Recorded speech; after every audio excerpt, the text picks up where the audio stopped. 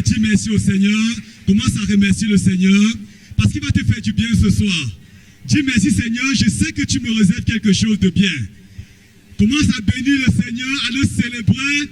Je vois la main de Dieu te toucher ce soir. Je vois le Seigneur te transformer. Je le vois te guérir, te restaurer, te propulser, ouvrir des portes, briser des chaînes. Je vois le Seigneur faire des choses glorieuses. Célèbre-le. Dis merci pour ta fidélité et ta grâce. Merci parce que tu es présent parmi nous. Merci parce que tu as agi ce soir. Tu as agi ce soir. Tu as agi ce soir. Au nom puissant de Jésus, Père, nous te rendons toute la gloire. Je te recommande, Seigneur, cette soirée. Viens et règne par ta puissance et ta force. Accompagne ta parole, Seigneur, par des signes, par des prodiges, par divers miracles et par les dons du Saint-Esprit que tu distribues selon ta volonté.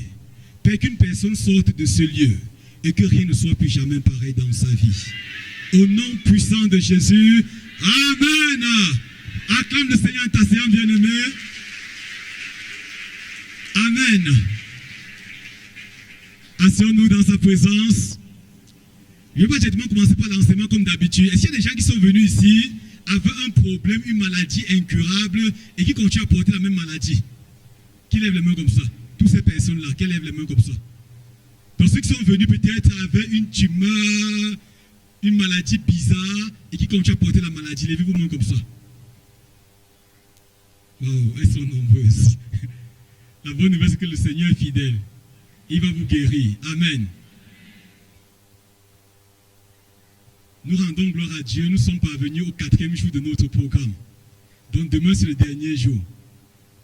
Amen. Qui est béni par le programme? Qui croit qu'après le programme, rien ne sera plus jamais pareil? Amen. Je vois une armée qui se lève et qui répond aux besoins du temps.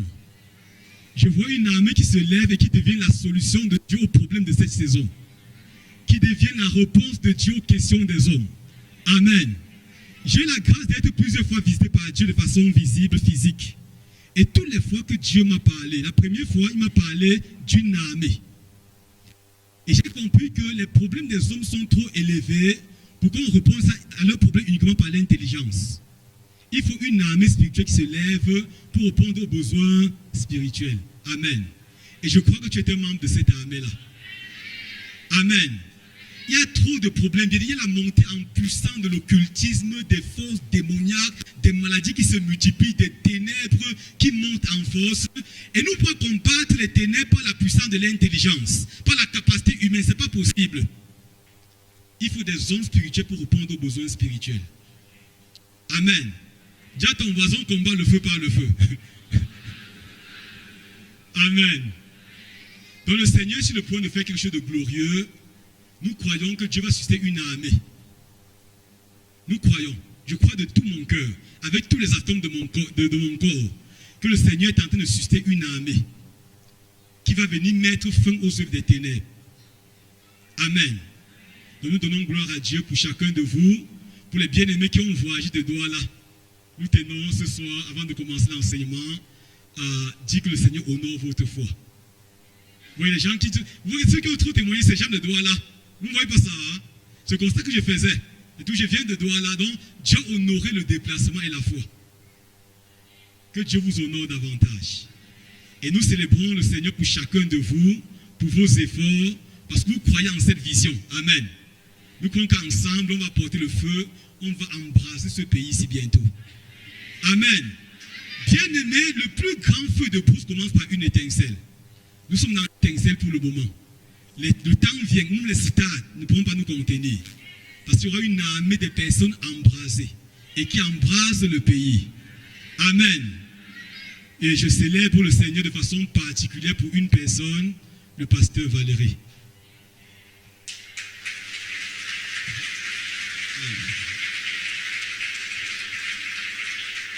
Amen. Dans la plupart des visions, des rencontres que j'ai eues avec le Seigneur, j'ai vu à côté. Je ne sais pas pourquoi. Je peux expliquer ça. Donc j'ai eu beaucoup de rencontres avec le Seigneur où je le voyais toujours à côté dans les parages. Et depuis qu'on a commencé le festival de guérison, il est toujours avec nous. Homme de Dieu, que Dieu te bénisse abondamment. Merci infiniment. Ce soir, nous allons continuer avec notre programme. Demain, ce sera une soirée d'impartition, n'est-ce pas? Où on va communiquer la puissance. Tu vas sortir ici demain chargé. Amen. Pour le thème de demain, c'est aller et dominer. Donc, aller et déployer la puissance. C'est possible de communiquer la puissance. C'est ce qu'on va voir demain. Comme ça se passe, comme le mécanisme fonctionne. Mais avant d'arriver à demain, on va commencer aujourd'hui les clés de la domination. Dis à ton voisin, la domination a les clés. Donc il y a des clés de la domination. Parfois les gens disent tout est grâce, c'est vrai, tout est grâce. Même dans les grâces, Dieu donne les grâces, les clés pour avoir accès à certaines grâces. Amen. Donc on va voir ce soir les clés de la domination. Quand tu es arrivé à l'école primaire à l'époque, tu n'as pas eu les diplômes le même jour, c'est vrai. Hein? Quand tu es inscrit à l'école, si le même jour on venait te dire voilà ton diplôme de CEP, même les parents devaient soupçonner l'enseignant. Que non, ça c'est pas sérieux. Je ne crois pas au diplôme-ci, c'est vrai. Hein? Donc quand tu t'es inscrit, tu as pris des années de travail, d'énergie, d'effort pour obtenir des diplômes. Et la domination totale fonctionne de la même façon. Donc l'école, la domination c'est une école qui va te coûter le temps et l'énergie, qui va te coûter le sacrifice. Amen. Donc la domination totale en un seul jour. En fait, la domination est un processus. Plus nous grandissons dans la compréhension de la personne et de l'œuvre de Jésus, plus il travaille en nous, plus nous manifestons la domination. Amen. Donc ce soir, on va voir quelques clés de la domination. J'ai dit que la marche dans la domination est un processus qui va te coûter le temps et l'énergie. Le temps, les moments comme ceux-ci, où tu te déplaces, tu voyages même pour venir à certaines rencontres, ça c'est le temps. L'énergie, c'est le temps passé dans la présence de Dieu, où tu es en train de crier, c'est l'énergie. Amen. Donc ce soir, on va voir, je vais parler de 4 grandes clés de la domination. Toute personne qui veut déployer Christ dans sa saison, qui veut manifester Christ, qui veut qu'à travers sa vie, on voit Christ et donne gloire à Dieu, va expérimenter ces 4 choses-là.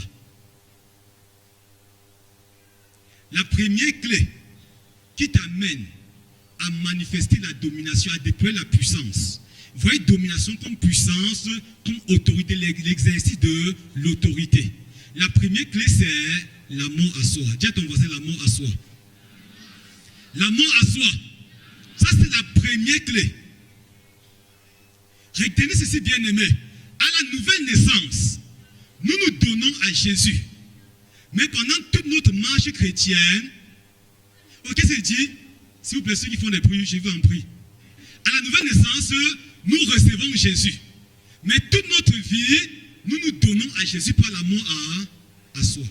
Donc tu te donnes à Jésus, tu reçois Jésus à la nouvelle naissance. Mais pendant tout le processus de la marche chrétienne, il va prendre le temps de te tuer. Parce que la finalité, c'est quoi? C'est que tel Christ est, tel tu deviennes. Le plus haut niveau de la maturité spirituelle, c'est la capacité à ressembler à Christ. Et même pour ressembler à Christ, tu as grandi dans un contexte, dans un monde qui t'a pollué, qui a enfui en toi des choses qui n'honorent pas Dieu. Et Dieu va prendre le temps de détruire toute cette mauvaise valeur en toi. C'est qu'on parle de l'amour à soi. Donc pendant toute la marche chrétienne, il prend le temps de faire comment? De te tuer. De te tuer. Jésus te sauve, tu es content. Mais pour t'utiliser, il faut qu'il te tue. Dieu n'utilise pas des vases vivants. Parce qu'il est trop vivant, quand Dieu va commencer à faire des miracles par toi, l'orgueil, tu vas tomber sur le jugement du diable. C'est quoi pour la dire à Timothée un jour, ne confie pas des tâches aux nouveaux convertis. De peu qu'enflé d'orgueil, il ne tombe sur le jugement du... Dieu va prendre le temps de te tuer pour que Satan ne t'atteigne pas. Vous allez voir que ce qui a tué la plupart des leaders dans la Bible et même dans le monde, c'est l'absence d'amour à soi. Une étude a démontré que 70% des leaders finissent mal. C'est une étude biblique et même dans notre monde. 70% des leaders vont mal finir. Pourquoi? Parce que leur chair va finir par faire qu'ils tombent sur le jugement du diable. Quand on lisait le livre des rois, Vous voyez, un roi commence toujours bien. On dit fille, après on dit déplie à l'Éternel, après l'Éternel ne fera pas. Regardez bien le livre des rois. Vous pensez parce qu'ils n'ont pas été appelés, ils ont tous été appelés. Quand vous voyez un homme comme Démas, pour dire que Démas m'a abandonné par amour pour le siècle présent. Moi, Dieu n'a pas appelé Démas, Dieu l'avait appelé. Dieu a aussi appelé Saül. Dieu a appelé tellement de personnes. Mais plusieurs ont mal fini. Pourquoi? Parce qu'ils ne sont pas passés par le processus de la mort à soi. C'est pourquoi ce soir, je veux que tu sois attentif. Parce que demain, de recevoir la puissance, pour construire cette puissance, il faut que tu mettes tous les clés, comme on sait ce soir-ci là. Que ces clés fonctionnent. Parce que ces clés vont te donner d'expérimenter la puissance et de demeurer dans la puissance qu'elle soit de ta vie. Amen. Donc la plupart des personnes sont tombées, pourquoi? Parce qu'elles n'étaient pas mortes en elles-mêmes. Il y a des gens que si Dieu utilise ici, là, on ne va plus dormir. Il y a des gens qui pensent qu'ils sont humbles, mais ils sont en fait humbles. Aussi longtemps que tu n'as ni argent, ni autorité, ni puissance, tu peux croire que tu es humble. C'est vrai? Est-ce qu'on est ensemble? Quand tes poches sont toujours vides, quelqu'un me comprend? Tu n'as aucune autorité, tu n'es chef nulle part, tu n'as même pas de travail, tu peux te séduire et croire que tu es humble. C'est l'élévation qui va déterminer, qui va révéler ton cœur. Quand on a choisi Saül à l'époque, on dit Saül se cachait derrière les chevaux. Il se cachait, il était tellement humble. On le tirait, s'il te plaît, c'est toi que Dieu a choisi. Il se cache, il se couvre la tête. Tu demandes que Saül c'est humble. Hein? Mais le jour qu'il est devenu roi, il est devenu tellement orgueilleux au point de tuer les sacrificateurs de Dieu. De s'opposer à Dieu en personne. Donc ne crois pas que tu es humble maintenant. Donc tu dis, je suis un mot à moi-même parce que tu ne fais pas ci ou ça. Mais la position, l'argent, l'influence et autres, toutes ces choses vont te révéler ta vraie nature. Raison pour laquelle tu dois d'abord mourir. Amen. L'ultime but de la mort à soi consiste à détruire en l'homme la chair. Quelqu'un m'a compris? Donc la finalité de la mort à soi consiste à faire comment? À détruire en toi la chair. J'ai parlé la fois parce que c'était le deuxième jour. Je vous ai parlé comme l'âme, le corps et l'esprit fonctionnent. Quand Dieu a créé l'homme, l'âme était juxtaposée, interposée entre le corps et l'esprit. Dieu voulait diriger l'être humain à partir de son esprit. Donc les instructions venaient de Dieu, passaient par l'esprit humain et commandaient l'âme qui fait tout de les instructions au corps. À la chute, l'âme s'est affranchie du corps. L'âme s'est détachée du corps. L'âme a supplanté l'esprit. Donc l'âme a commencé à évincer l'esprit, à dire à l'esprit, je ne dépends plus de toi. Et parce que l'âme ne dépend plus de l'esprit, on parle de l'homme charnel. L'âme est entre l'esprit et le corps. L'âme est censée mettre chacun à sa place. Fait que l'esprit communique avec le corps. Maintenant, quand il y a la chute de l'homme, qu'est-ce qui s'est passé? L'âme a dit qu'il ne fonctionne plus avec l'esprit. Il a commencé à diriger le corps selon sa volonté. Maintenant, quand l'âme maintenant est plus portée aux actions du corps, on dit que l'homme est charnel.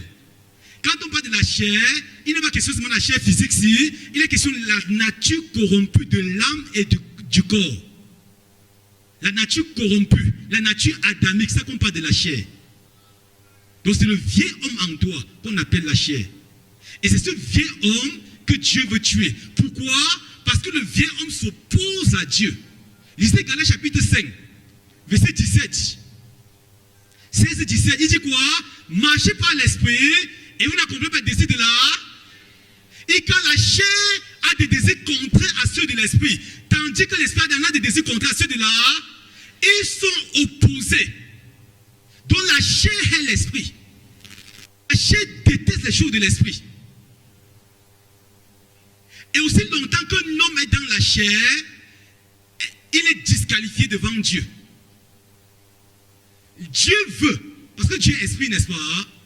Et Dieu que la dimension esprit grandisse en toi, grandisse en moi.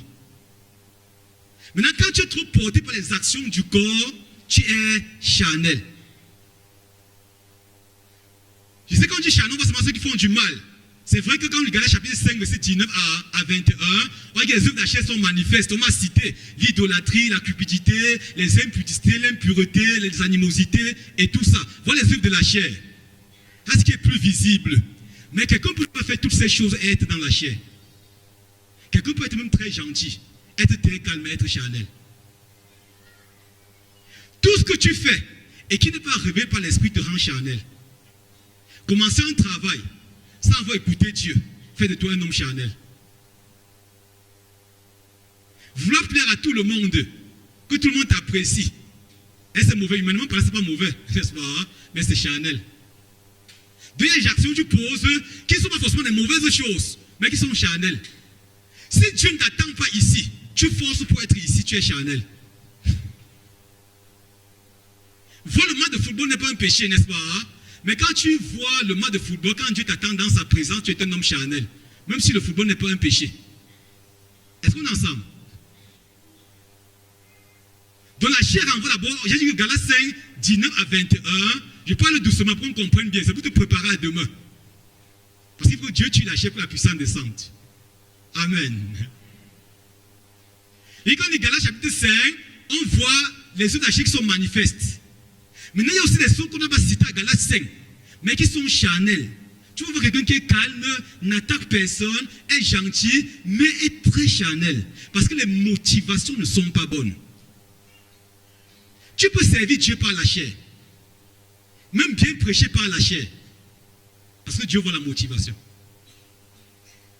Donc, il peut me tenir ici, dit à la fin, s'ils font ceci, ils me donnent les offrandes, ou un peu, c'est pas mauvais les offrandes. Mais ça, le motif, ça me rend charnel. Si c'est peut-être pour, je vous dis, oui, je t'ai me faire un bon nom, ça te rend charnel. Humainement parlant, on ne voit pas ça. Mais tu es charnel selon Dieu. Et c'est chair-là que Dieu veut tuer. Amen. Maintenant, l'un des plus grands moyens que Dieu utilise pour tuer la chair s'appelle les déserts. Ton voisin, les déserts. Les déserts sont le cimetière de la chair. Donc, pourquoi, vous voyez, quand tu deviens chrétien, on t'exhorte, lis la parole de Dieu, prie, jeûne, tout ça. Ce sont les moyens que tu te donnes pour ressembler à Christ, pour t'approcher de Dieu. Mais les déserts sont les moyens que Dieu t'impose. Personne ne prépare un désert. Bon, le désert, ça fait très mal. Tiens-toi tranquille, si Dieu veut t'utiliser, il finira par te faire passer dans les déserts. Dieu n'utilise jamais quelqu'un à la forme brute. Quand il te prend, il va toujours te tailler. Il va te tailler, ça va faire mal. Puis les gens qui vont finir ce programme-ci, ils vont commencer leur école du désert. Ils vont me dire, pasteur, depuis que c'est venu ton programme-là, c'est les problèmes. Il y a des problèmes, c'est Dieu qui crée ça. Les déserts sont le domaine de prédilection de Dieu pour la formation humaine. Tous les hommes que Dieu a utilisés, de la Genèse à l'Apocalypse, Dieu les a fait passer par un désert. Quelqu'un me comprend? Hein? Et ceux qui ont échappé au désert ont mal fini. Il y a des déserts que si tu échappes, il y a des choses que tu ne t'enseignes pas maintenant. Quand la gloire, quand l'élévation, quand la puissance viendront, tu vas mal finir. Si Dieu ne travaille pas la dépendance totale à lui maintenant, quand tu vas commencer à prier, maintenant seront guéris, première action que tu vas poser, c'est quoi? Tu vas prendre les bouteilles Tanguy là, coller ta photo et donner un nom à ça. Ça, c'est un absent, donc tu n'es pas mort. Donc, au fond de toi, il y a un désir de cupidité que Dieu n'a pas tué. Est-ce qu'on est ensemble? Je parle doucement ce soir, n'est-ce pas? Je parle un peu vite. J'ai envie d'aller doucement. Parfois, tu crois que tu es humble, j'ai dit ça au début. Il faut que Dieu tue ces choses. Aussi longtemps que le feu de Dieu ne consume pas les eaux polluées du monde et de la chair en toi, il te sera difficile d'être un instrument de ses mains. Partout Dieu a pu appeler les hommes, il les a toujours tués. Dieu a rencontré un homme à l'époque, on appelait Noé, n'est-ce pas? Il était calme. Dieu dit maintenant, les hommes sont méchants, les hommes sont bizarres, je vais détruire la race humaine et je vais recommencer avec toi. Sur la base de zéro, je vais commencer avec toi. Peut-être il jubilait déjà. Mais il oubliait que l'âge qu'il construisait là, devait faire 120 ans. Imagine l'âge pendant 120 ans. Tu construis un truc qui n'a même pas de forme bizarre. Et les gens te critiquent chaque jour. Noé, tu dis qu'est-ce qui se passe? Tu construis quoi comme ça? Tu dis que l'âge, c'est quoi Noé? Les voisins disent que le gars c'est fou. Ce monsieur est devenu fou. Depuis 50 ans que tu construis tes bêtises, tu appelles H. H, c'est quoi? Noé dit que Dieu m'a dit que la pluie viendra du ciel. Mais on dit Noé, depuis que nous sommes nés, depuis quand l'eau est descendue du ciel. Parce qu'avant Noé, avant le déluge, l'eau sortait plutôt de la terre. Genèse 2 dit quoi? Lorsque l'Éternel filait sur la terre, on dit une vapeur s'élevait de la terre. La pluie n'était jamais tombée. Le déluge, c'est la première pluie qui est tombée sur la terre. Donc Noé n'avait jamais vu la pluie tomber du ciel. Mais il dit ça, c'est contemporain, la pluie tombera. On dit que tu es fou. Et les gens le critiquaient. Ouais, c'est facile. Même ses enfants regardent, papa, qu'est-ce que tu fais comme ça? Il dit que mon fils, ce que je fais, c'est le déluge, le quoi? Lâche. Mais tu appelles ça quoi, papa? Depuis que nous sommes petits, tu construis ça, ça ne finit pas. Sa femme dit, Noé, on peut sécher le foufou. Voilà, tu as créé d'un truc qui prend toute la cour. Noé ne fait que construire. Il était persécuté. Comme il disait 1 Pierre 3, Noé était persécuté dans une génération impie. Il était comme le justifié dans une génération méchante. Donc, on le persécutait, comme disait 1 Pierre. Pierre dit qu'on le persécutait à longueur de journée.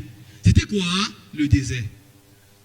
Dieu dit qu'il veut commencer avec toi. Moi, commencer avec toi, je vais te tuer.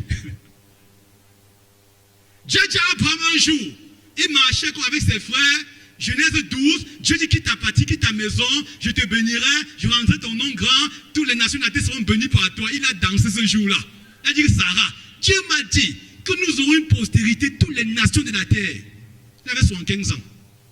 À 90 ans, il dit Seigneur, donne-moi un enfant. Rien. Les années sont passées, rien. Et un jour, il a dit à Dieu, voilà, je parle déjà. C'est Eliezer, mon serviteur, qui sera mon fils, qui sera mon successeur.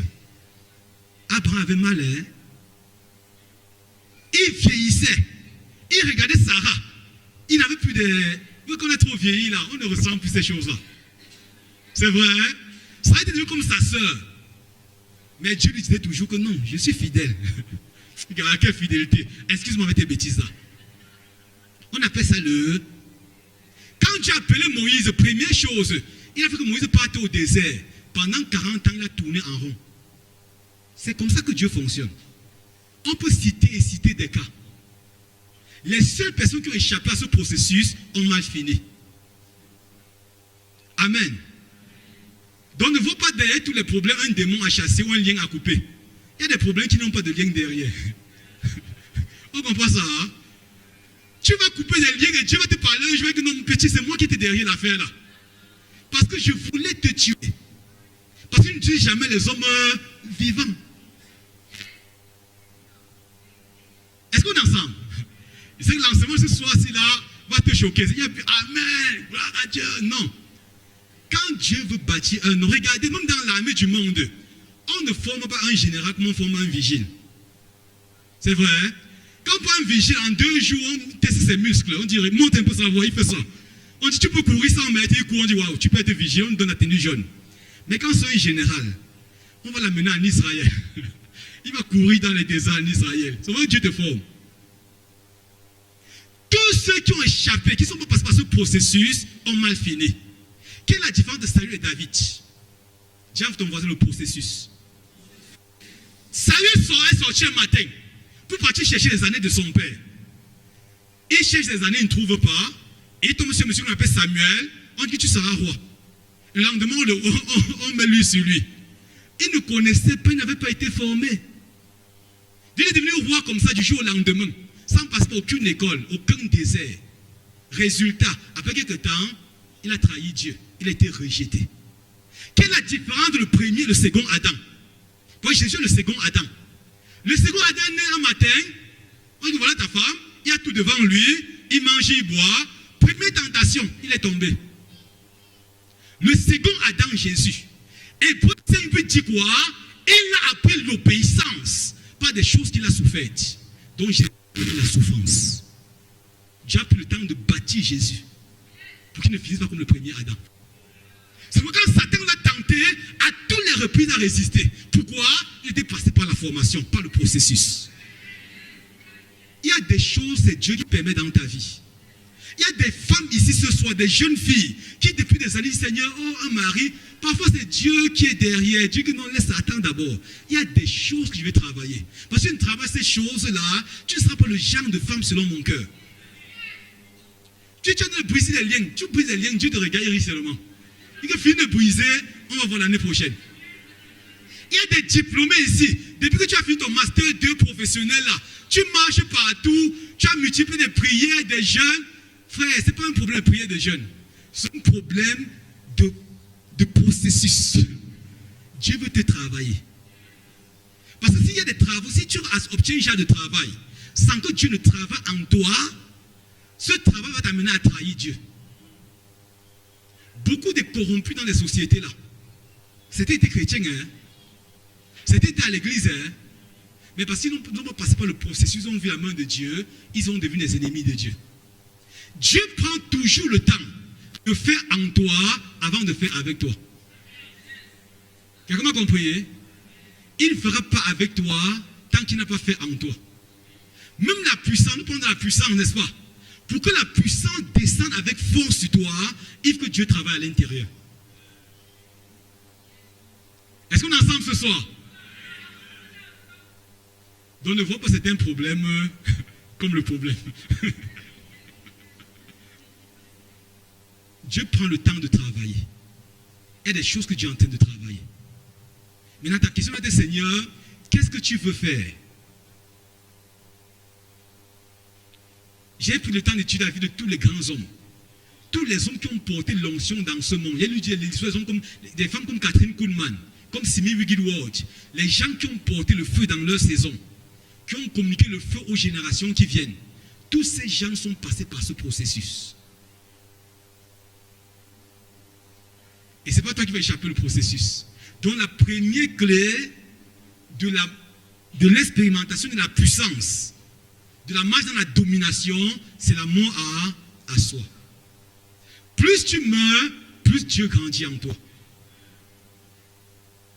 Plus tu es mort, plus Dieu peut s'exprimer à travers ta vie.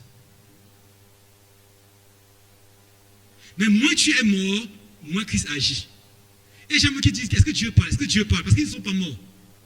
Ils vont mourir pour faire entendre Dieu. Parce que ta voix te parle trop. La voix du monde crie en toi. Donc tu n'entends pas la voix de Dieu. Mais plus Dieu va te tuer, plus tu seras sensible à sa voix. Le grand problème de l'impuissant dans l'église est le problème de la mort à soi. Je suis sérieux. Les choses que Dieu m'enseigne.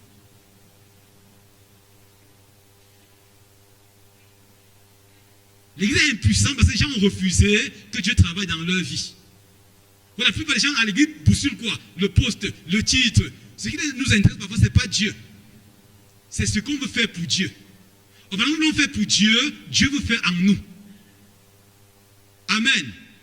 L'autre jour, on a dit que Jésus a établi les 12 pour les avoir avec lui. Ensuite, pour les ans, il veut d'abord qu'on soit avec lui. Et pendant qu'on est avec lui, il travaille en nous. Il détruit en nous les mauvaises valeurs. Il détruit tout ce qui n'est pas de lui. Tous ceux qui aimeraient expérimenter la puissance ici, là, commencez à dire à Dieu, détruis en moi ce qui n'a pas été planté par toi. Détruis en moi toutes les valeurs que le monde a mis en moi. Fais que je meure pour le monde. Je connais un homme qui était tellement mort pour le monde, mort à lui-même, l'apôtre Paul. À Galates 6, 17, qu'est-ce qu'il a dit? Loin de moi la pensée de connaître d'autres choses que Jésus-Christ. Attends, je vais rapidement lire ça. Galates 5, 17. Donc, Galates 6, 17. Galates 6. Regardez ce que Paul va dire ici. Que personne désormais ne me fasse de la peine, car je porte dans mon corps les marques de Jésus. Verset 14. Pour ce qui me concerne, loin de moi la pensée de me glorifier d'autre chose que de la croix de notre Seigneur Jésus-Christ, par qui le monde est crucifié pour moi, comme je suis crucifié pour Paul était crucifié pour le monde et le monde était crucifié pour lui. Quand un homme arrive à ce niveau, il laisse que Dieu coule librement. Le Saint-Esprit se sent libre d'opérer par lui. Tu deviens un vase du déploiement de la puissance de Dieu. Amen. Ceux qui vont bien comprendre, quand ils commencent à parler de la puissance de demain, ils seront saisis. Si tu commences à comprendre ça, à intégrer ça, même si tu n'es pas encore mort, Dieu va commencer le travail.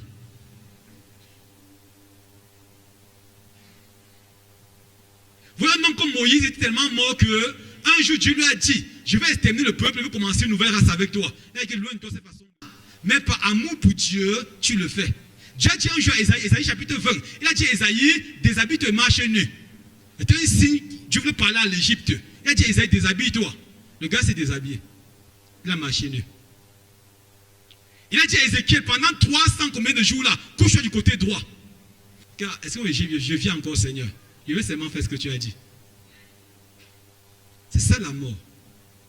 Plus on meurt, plus on obéit à Dieu. Plus on meurt, plus on est sensible à Dieu. Mais moins on est mort, plus on cherche la faveur des hommes. Qu'est-ce que les gens pensent? Qu'est-ce qu'ils disent? Et si on me fait ceci? Et si on me fait cela? Et si, n'est-ce pas?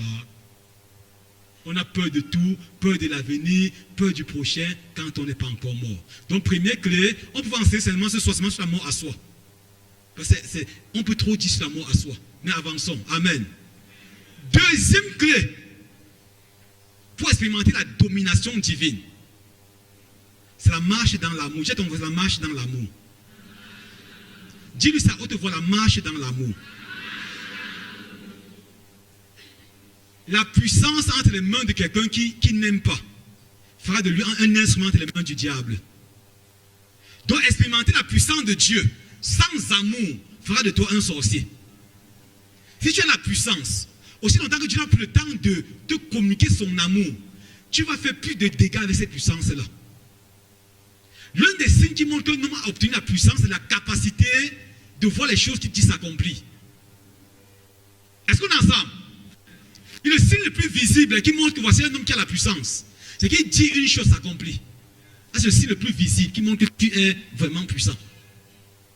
Maintenant, imagine maintenant que tu sois quelqu'un qui a reçu la puissance sans être mort. Tu m'as interpellé à plusieurs reprises sur mes paroles. Sans la puissance, sans l'amour, la puissance de tes mains fait de toi un sorcier. Tu seras un instrument utile entre les mains de Satan. Un jour, Jacques et Jean allaient dans les bourgades pour préparer une place à Jésus en Samarie. On les a un peu perturbés, on a voulu qu'ils ne passent pas. Qu'est-ce qu'ils ont dit? Mais permets qu'on fasse descendre le feu du ciel. C'est le premier réflexe. Si Jésus ne stoppait pas, qu'est-ce qu'il faisait? Le feu devait descendre. Il devait brûler ces gens-là.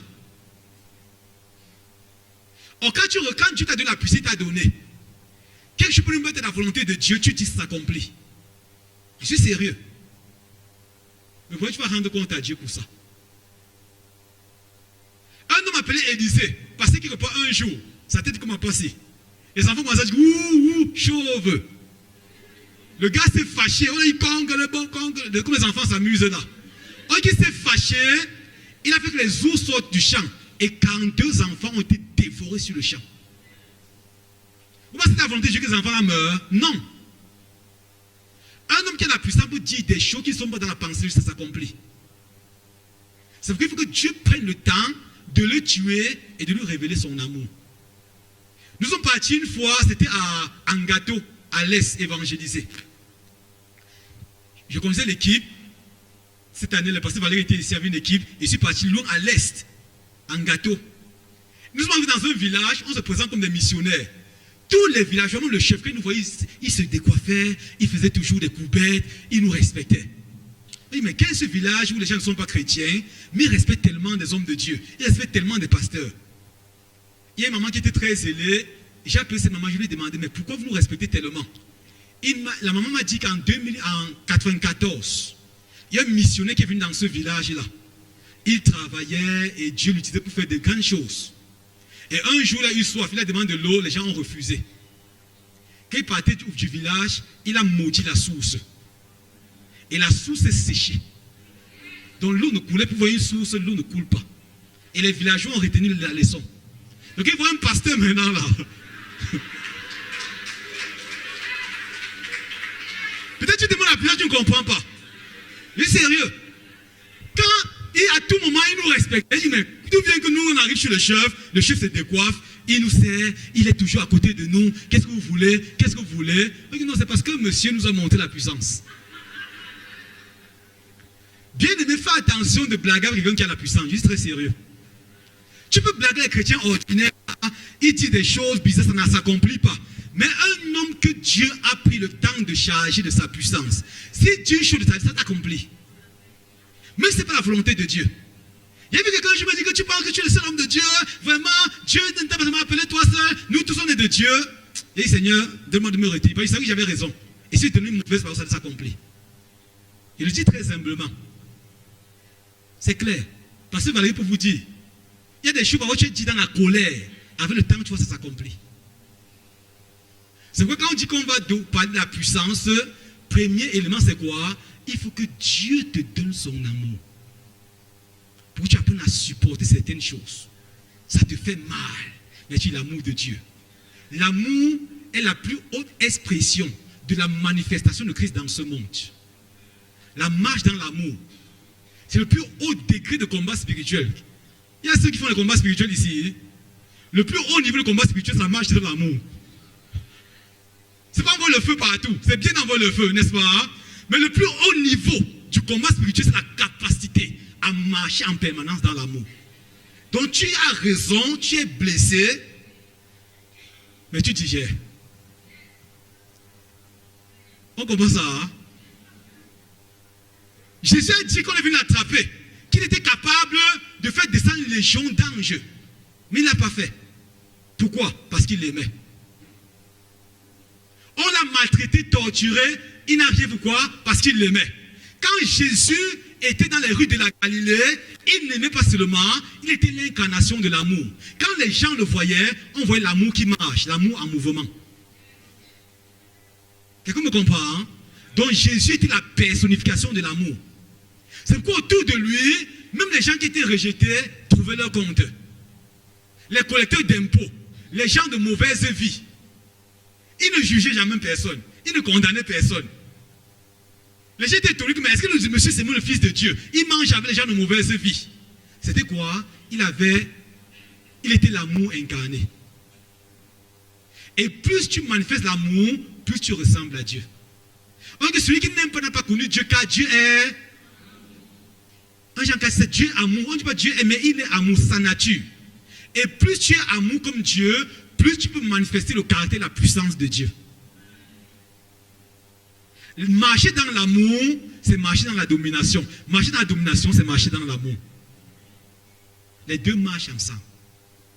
Donc tu vas prier, dire Seigneur, l'amour est dans toi. Tu ne vas pas dire Seigneur, donne-moi l'amour. Mais donne-moi de manifester cet amour qui vit en moi.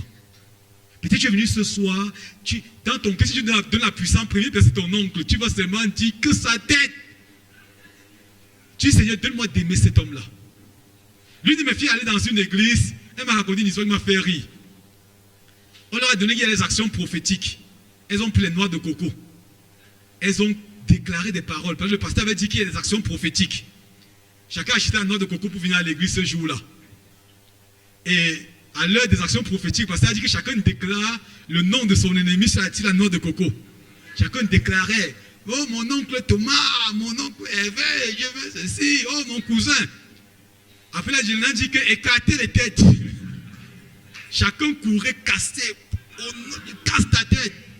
Après, puisqu'elle était quittée ici, on tue en Dungé. Elle est partie à Douala, sa soirée, elle n'avait pas la paix. Elle m'appelle, me dit, papa, je ne comprends pas trop. Voilà ce qu'on a fait à l'église. Je lui ai dit que ce que vous venez faire, là, on appelle ça la sorcellerie. C'est la sorcellerie charismatique, n'est-ce pas? Hein? Est-ce qu'on est ensemble? On appelle ça la sorcellerie charismatique. Ce n'est pas la volonté de Dieu. Même tous ceux qui envoient le feu sur leurs ennemis, ce n'est pas la volonté de Dieu. Tous ceux qui tuent leurs ennemis dans la prière, ce n'est pas la volonté de Dieu.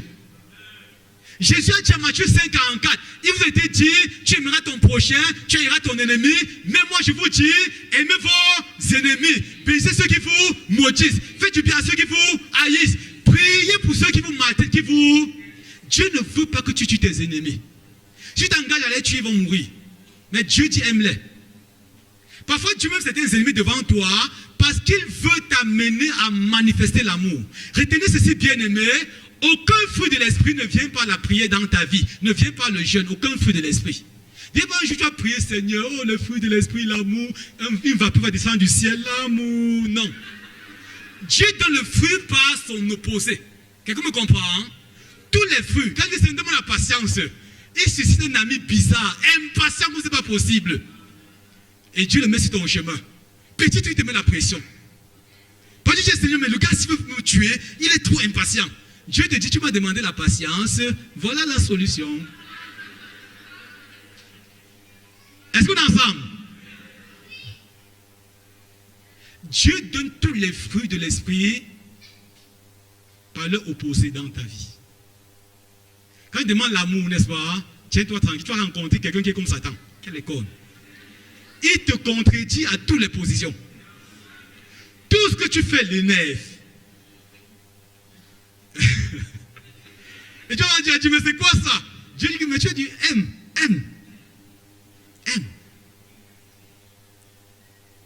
Amen. Aime. Et plus tu vas aimer, plus tu vas manifester le caractère de Christ. Et plus tu manifestes son caractère, plus tu vas déployer sa puissance. Et tous les fruits de l'esprit. Il n'y a pas une prière pour avoir les fruits de l'esprit. Si tu demandes la douceur, attends-toi la dureté en face.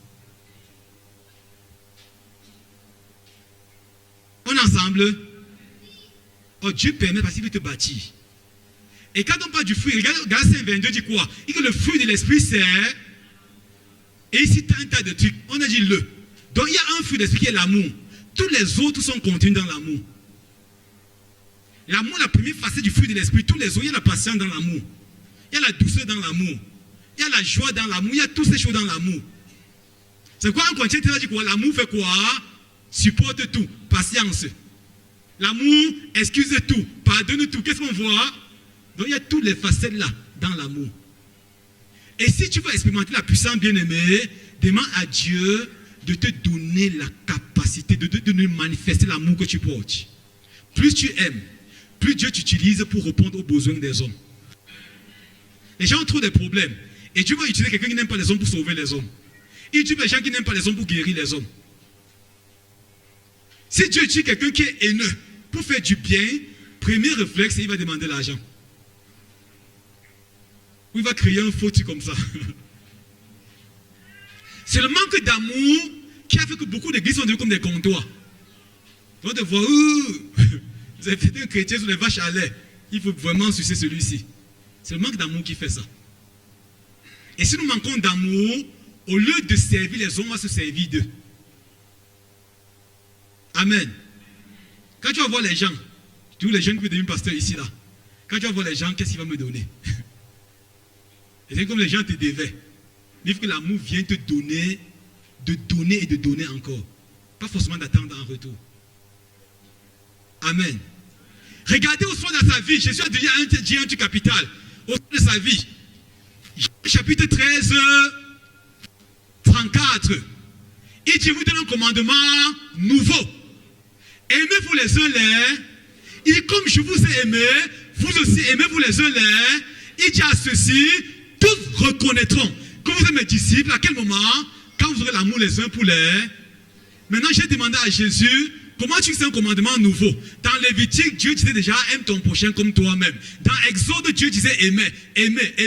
Tous les Juifs, dans le schéma israélien, les Juifs savaient qu'il faut aimer Dieu, aimer son prochain. Mais pourquoi Jésus vient, il dit que c'est un commandement nouveau? Regarde l'Ancien Testament. Le mot amour revenait, aime ton prochain, aime Dieu. Mais Jésus vient, il dit, le commandement que vous donne là, quand il a dit, vous donne un commandement nouveau, les disciples s'attendaient à un truc de spécial, d'extraordinaire.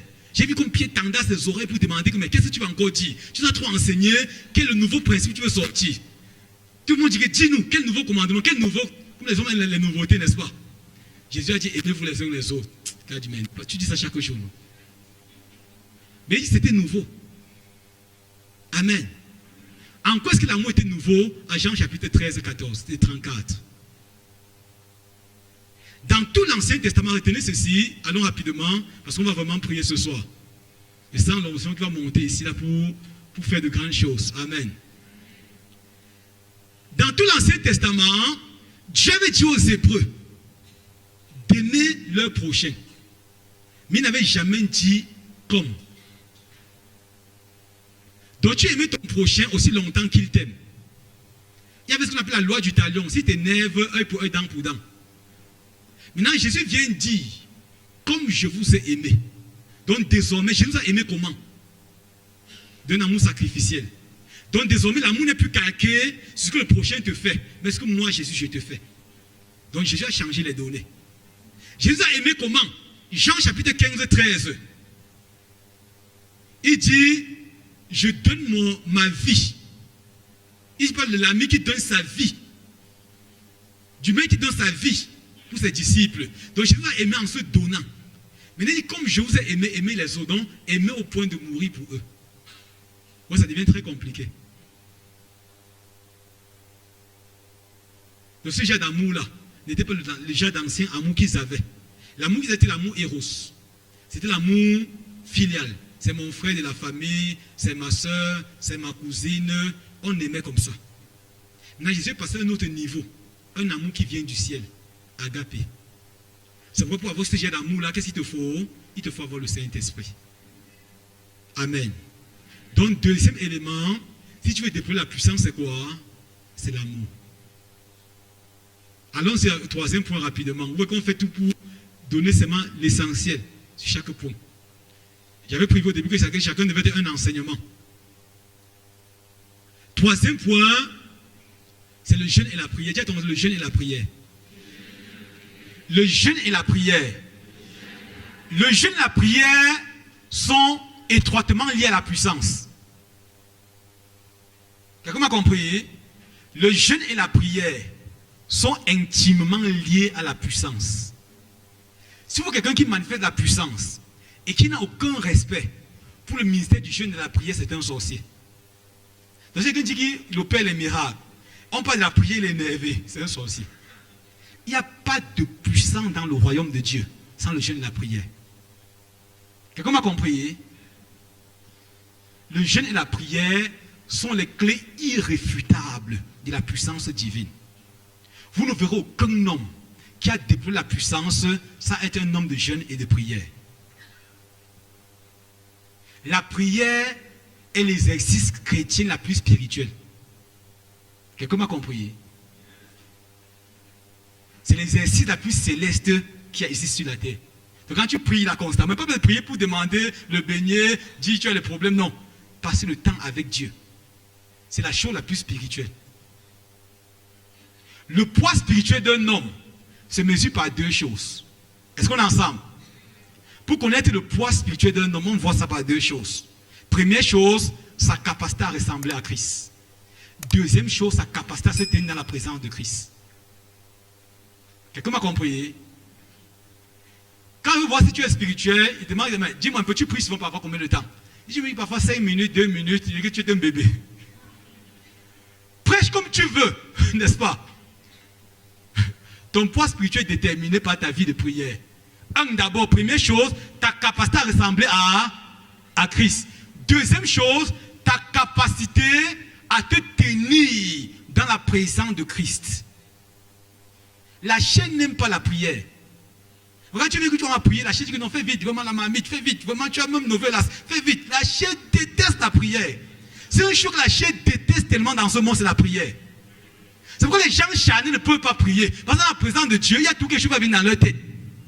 Que ton exercice là, tu n'as pas encore fini. Même un vieux truc de l'année surpassée va venir pour dire, quitte ici là, tu veux quoi à genoux? Tu veux quoi à genoux? Lève-toi, vas-y, vois un peu. C'est la chair qui n'aime pas la présence de Dieu.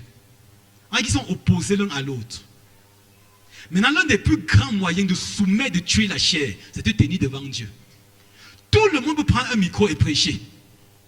Tout le monde peut faire une faculté de théologie, une école biblique et enseigner ces choses, des principes bibliques.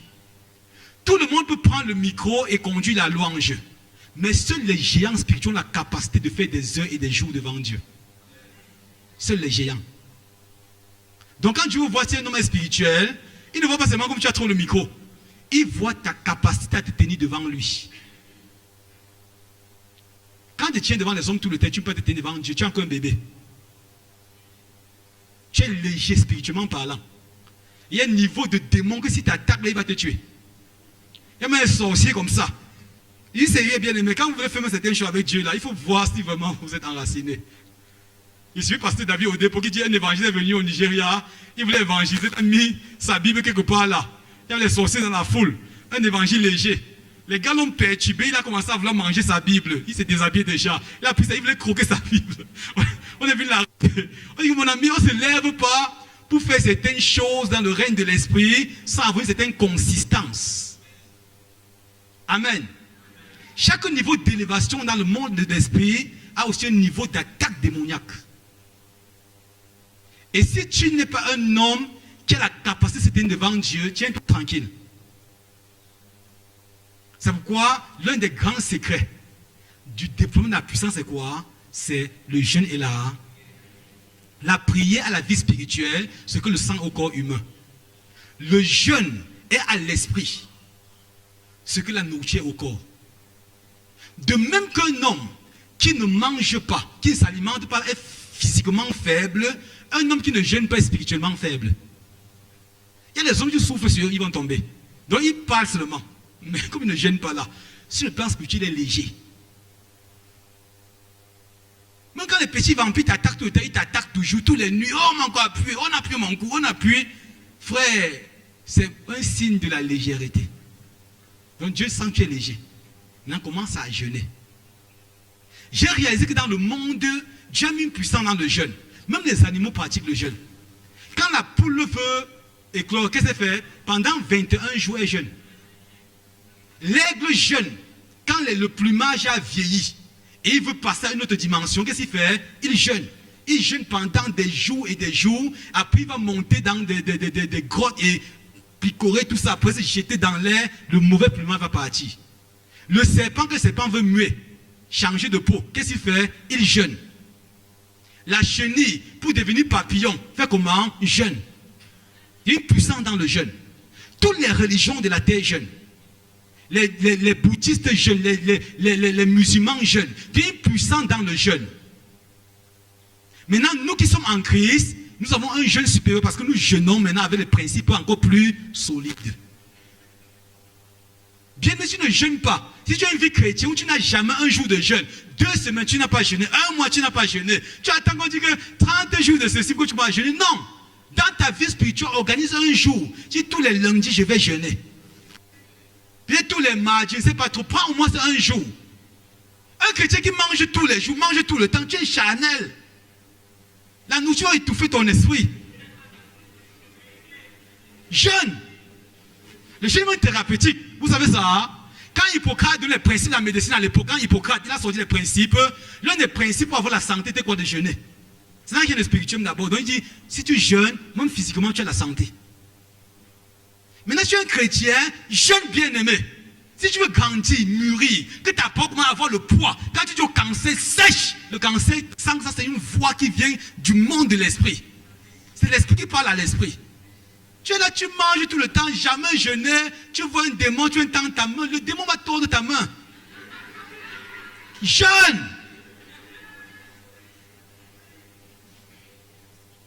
Eh bien aimé, dis à ton voisin jeûne. Le jeûne est lié à la puissance, bien aimé. Il y a la puissance dans le jeûne. J'ai dit que le jeûne est pour ton esprit, ce que la nourriture est pour ton corps. Plus tu jeûnes, plus tu grandis. Plus tu manges, tu te nourris, tu grandis, n'est-ce pas? Plus tu jeûnes, tu grandis aussi à l'intérieur. Regarde un homme comme Moïse. À 2 reprises, il est l'homme qui a fait les jeûnes les plus surnaturels dans la Bible. C'est même le seul. Il a fait 40 jours à sec 2 fois.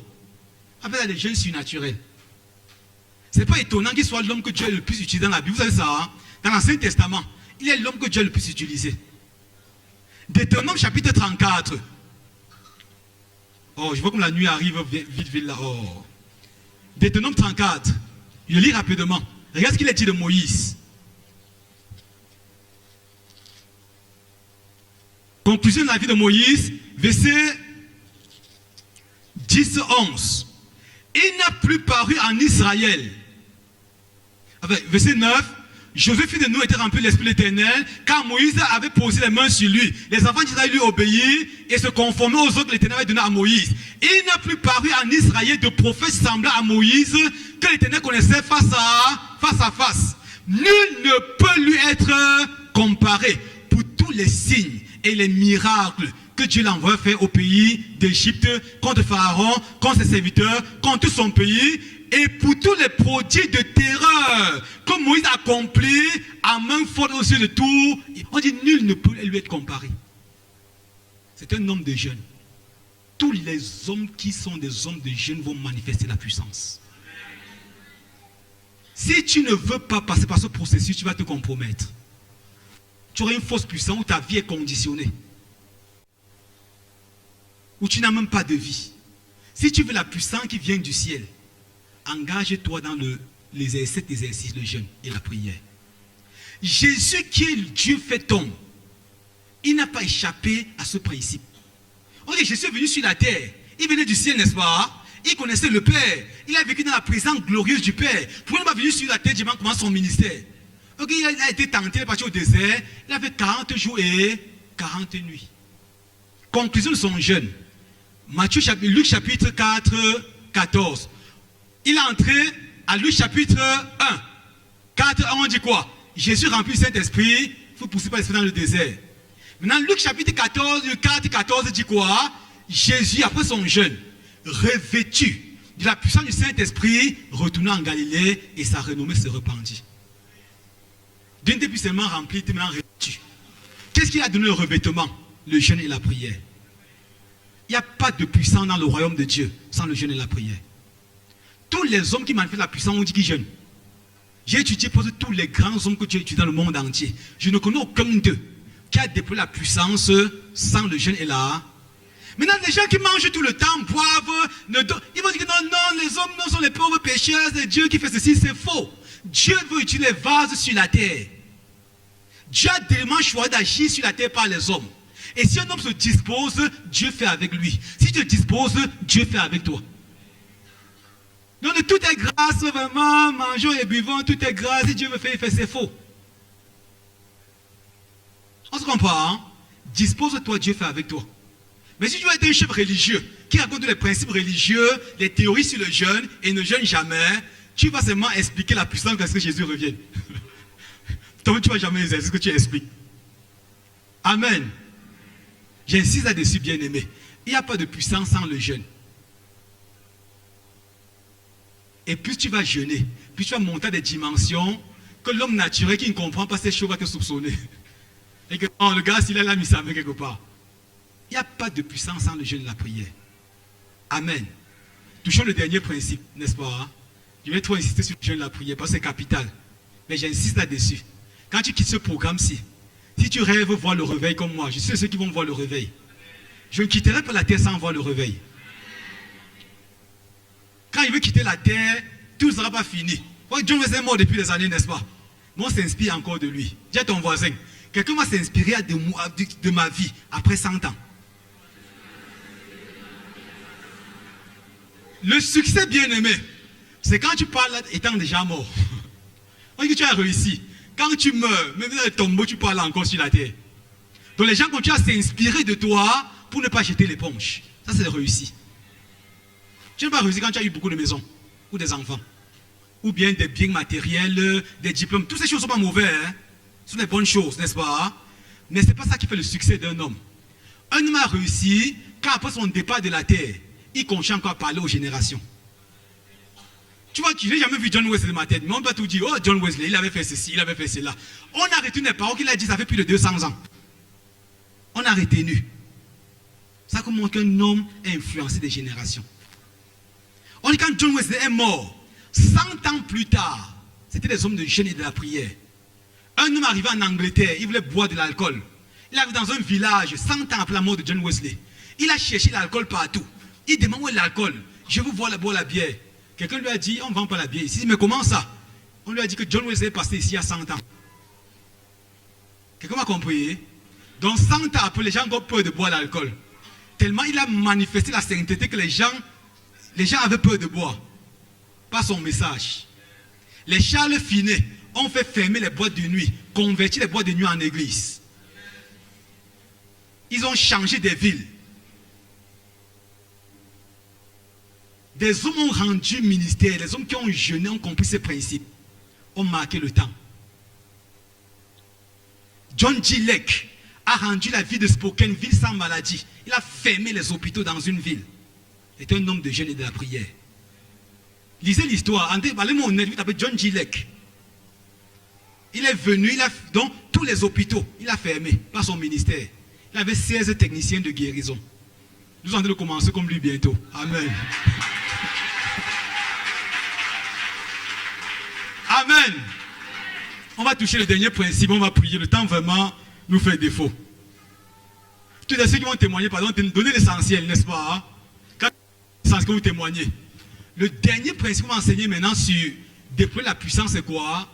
C'est découvrir le domaine où tu es appelé à déployer la puissance. Donc découvre le domaine de ta domination. L'église, c'est un corps. Un homme ne peut pas tout faire. Il y a un domaine où tu es appelé à briller. Si tu ne découvres pas ce domaine-là, tu vas encombrer les gens. Tu as vu les choristes en train de chanter librement, chanter leur louange, tu discutes le micro. On te donne le micro, tu ne fais rien. Donc découvre, quand tu découvres, tu ne cours plus partout. L'église c'est un corps bien aimé, regardez le corps physique là. C'est parce que la bouche peut respirer qu'il va croire qu'il peut jouer le rôle du nez. On comprend ça, hein? Mais la bouche peut respirer, tu peux respirer la bouche, mais c'est parce que tu respires qu'on peut dire que maintenant, annulant le nez, tu vas fonctionner comme ça, il ne peut pas tenir. Le corps fonctionne comme ça. La main peut marcher, mais si la main continue à marcher pour longtemps, elle finira par être frustrée. Il y a des choses qu'il faut que tu découvres.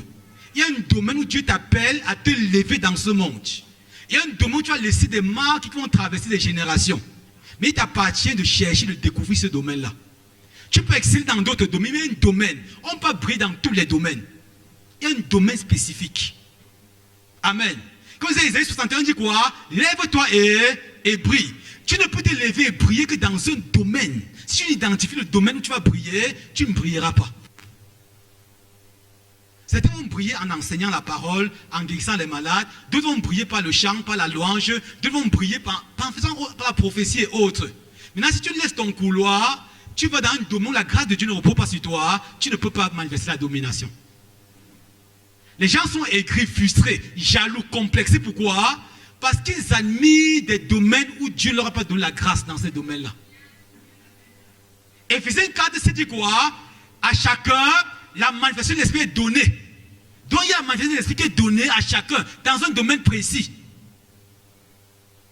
Si je suis pasteur maintenant, je comprends maintenant c'est le prophétique qui marche. C'est le prophétique qui est la une, n'est-ce pas? Il y en a que je suis prophète. Il commence à inventer les prophéties. Et il finit frustré. Aucune prophétie ne s'accomplit. Quand tu as des gens qui disent Amen, Amen, 2 ans plus tard on ne voit rien. Et tu es frustré, n'est-ce pas? Donc découvre le domaine où tu es appelé à déployer l'onction. La grâce et l'onction de Dieu est disponible dans un domaine précis. Dans d'autres domaines, tu es nul. Tu peux faire d'autres choses ailleurs. Mais il y a un domaine où tu es appelé à briller. Est-ce qu'on me comprend ce soir? J'espère qu'on se comprend. Bien aimé, quand tu parles de servir Dieu, ne limitez pas Dieu au bâtiment de l'église, au micro. Quand on dit servir Dieu, les gens vont seulement venir te tenir au micro. Non. Quand on parle du ministère, le mot ministère veut dire service. Jésus a dit aller faire des nations des disciples. Il n'a pas dit aller faire de l'église des disciples, des nations. Dieu des gens que le domaine sera dans la médecine. Ce sont des infirmiers, des enseignants. C'est là-bas qu'ils vont déployer la domination. Ils vont bâtir des enfants qui seront des futurs leaders des nations. Quand tu découvres le domaine où Dieu veut que tu manifestes la domination, tu formes des rois. Tu suscites des rois. Donc, quand tu as un enfant à l'école primaire, il fait tout son cursus scolaire, l'université pense toujours à toi. Et un jour qu'il est établi, préfet quelque part, il dit que ma maîtresse m'avait dit un jour telle chose, parce que tu l'as tellement marqué. Ça bâtit des rois. Donc ne viens pas à l'église discuter le micro, non. Le seul mystère, ce n'est pas être à l'église. Nous avons réduit l'œuvre de Dieu aux 4 bâtiments de l'église, c'est faux. Dans tous les sphères de la société, Dieu veut susciter des hommes qui vont briller comme des flambeaux. Maintenant, c'est à chacun de nous de découvrir ce domaine-là. Ne fais pas un travail simplement parce que tu as échoué partout. Oh, et c'est aussi l'enseignement, voir. Comme tous les concours ont échoué, faisons aussi l'enseignement. Maintenant, tu es un piètre enseignant. Tu attends seulement que 14h vienne vite que tu rentres. Tu n'as aucune passion. Je vais dans les bureaux parfois, je vais dans les bureaux partout en ville là. Le monsieur, il attend seulement l'heure de la sortie. Il n'aime pas son travail. Donc ne fais pas un truc. Ne sois pas dans un domaine où la grâce de Dieu ne repose pas sur toi. La grâce de Dieu sur ta vie est disponible dans un domaine, découvre ce domaine-là et déploie la domination. Est-ce qu'on est ensemble? Quand tu vas découvrir ce pourquoi Dieu t'a placé sur la terre, le domaine où tu attends, je te rassure, tu vas susciter des rois, tu vas briller comme un flambeau. Et maintenant, quand tu n'es pas où Dieu t'attend, tu n'as pas la faveur de Dieu et tu es sous la disgrâce et le jugement du diable. Comment compris? Quand on disait 2 rois 26, il y a un monsieur qu'on appelait Osias. C'est un roi puissant. Il a fait de grandes choses. Il a manifesté la domination en Israël. Il a fait de très grandes choses. Construit des chars, gagné, remporté des victoires. Un jour, ce monsieur Osias est venu au temple. Brûler de l'encens, les parfums, était le rôle des sacrificateurs. Il a commencé à discuter. Que je veux brûler le parfum. Et que non, Osias, ça c'est notre rôle. La grâce n'est pas disponible sur ta tête à ce niveau-ci, c'est notre rôle. Laisse-nous brûler notre parfum. Il a dit non, non, moi Osias, j'ai gagné la bataille, j'ai fait ceci, j'ai fait cela. Il a pris l'encens, il a brûlé. Instantanément, il a été frappé de lèpre. Pourquoi? Il est dans un domaine où il n'y a pas la grâce de Dieu. On se comprend, hein? Il y a un homme qu'on appelle le plus grand de tous les prophètes. Il s'appelait Jean-Baptiste. Tous les prophètes dans l'Ancien Testament disaient, il viendra préparer le chemin du Seigneur, aplanir ses sentiers. Jésus lui m'a dit que de tous les hommes qui sont nés, personne n'est plus grand que lui. Donc le plus grand des prophètes. Mais un jour, il prêchait tellement bien qu'on fermait les temples en ville. À Jérusalem, les synagogues, on venait dans le désert le chercher. Il parlait, on dit, yes papa, hey, enseignement.